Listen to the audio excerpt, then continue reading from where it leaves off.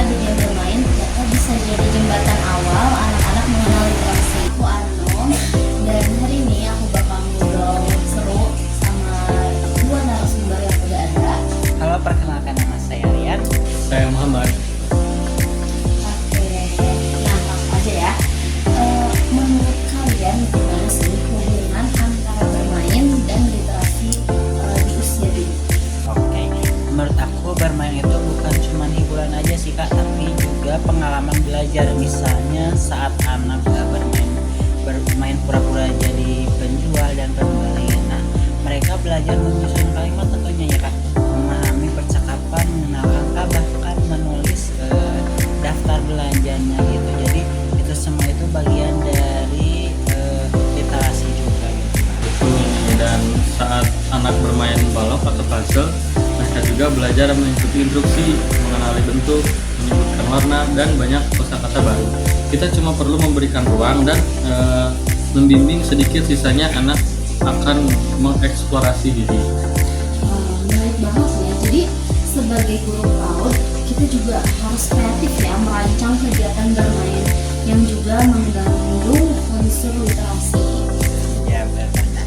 Jadi bukan cuman kita kasih worksheet saja, jadi kita itu bisa ajak anak harus hadir, menyimak dan memberi stimulasi yang tepat tentunya, bukan mengontrol pada permainan anak saja, tapi kadang dari permainan kecil anak bisa mengungkapkan banyak perasaan-perasaan yang bisa diungkapkan gitu kan.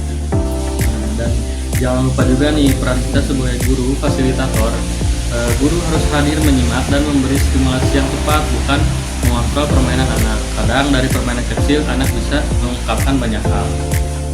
Nah ini penting banget ya. Jadi guru PAUD itu cuma bukan mengajar ya dalam arti tradisional, tapi menciptakan situasi yang bikin anak aktif, berpikir, juga ngerasain gitu. Jadi gimana anak itu belajar gak bosen ya gitu ya. Terakhir ya, menurut kalian apa sih sikap utama yang harus dimiliki guru agar bisa maksimalin literasi lewat bermain? Nah, mungkin rasa ingin tahu sih, jadi guru harus ikut menikmati bermain, bukan hanya mengawasinya saja gitu kan. Jadi kalau kita antusias, anak juga pasti akan tumbuh semangatnya lebih besar lagi gitu.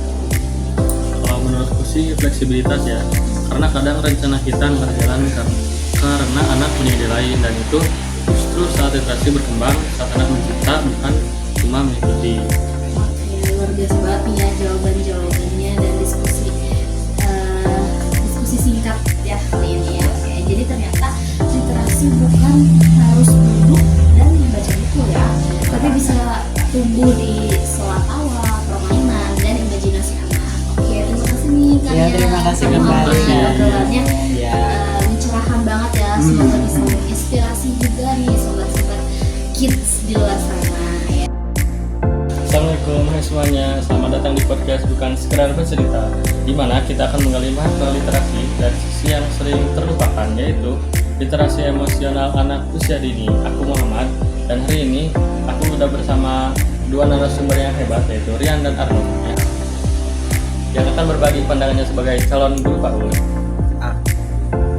Oke, halo Kak Muhammad. Nah, topik hari ini tuh sangat menarik juga ya, karena nggak banyak yang gak sadar bahwa literasi juga bisa menyentuh sisi emosi anak ya. Betul banget, kadang kita terlalu fokus pada huruf dan angka aja gitu ya, padahal memahami perasaan juga bagian dari literasi ternyata ya. Nah, itu langsung menarik sih kalau boleh jujur. Apa kalian pernah merasa bingung waktu harus menjelaskan perasaan kalian saat kecil? Pernah banget sih, karena waktu kecil itu aku sering bilang jangan nangis, terus tanpa dijelaskan kenapanya gitu. Jadi aku itu nggak tahu harus cerita ke siapa dan pakai kata apa gitu. Nah, terus baru belakangan ini aku tuh sadar bahwa itu tuh karena aku tuh belum punya bahan emosi pada diri akunya sendiri gitu. Tuh nih, aku juga pernah nih ngalamin kalau misalkan lagi marah atau sedih, aku cuma bisa diem gitu, karena gak ada tuh yang ngajarin gimana sih buat nyalurin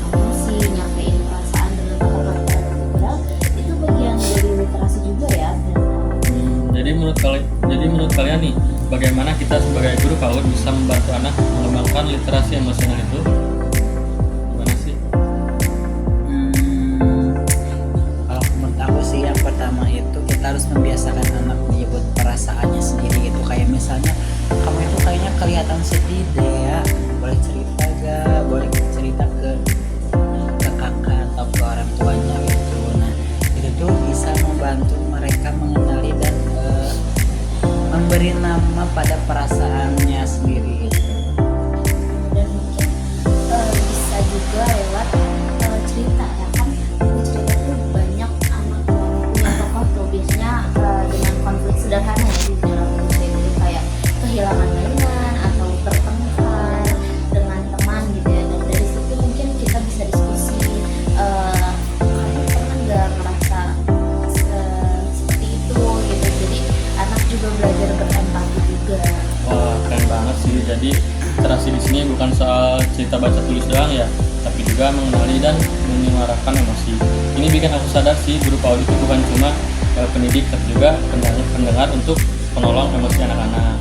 Iya, betul banget nih. Dan dengan itu kita itu bisa menjadi pendengar yang baik ya. Jadi kita juga harus belajar mengenali emosi kita sendiri. Kalau kita belum bisa mengelola marah atau sabar, anak-anak juga akan meniru responnya kita gitu. Setuju banget. Literasi emosional itu bisa dimulai dari guru yang sadar diri. Baru setelah itu kita bisa menanamkan ke anak lewat bahasa, cerita, Iya, dan betul. interaksi sehari-hari. Wah, ini pembahasan yang dalam dan juga penting ya.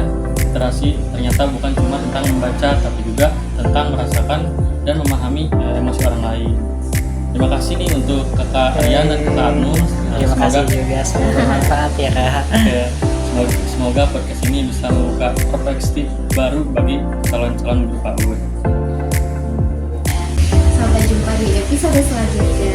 Assalamualaikum warahmatullahi wabarakatuh.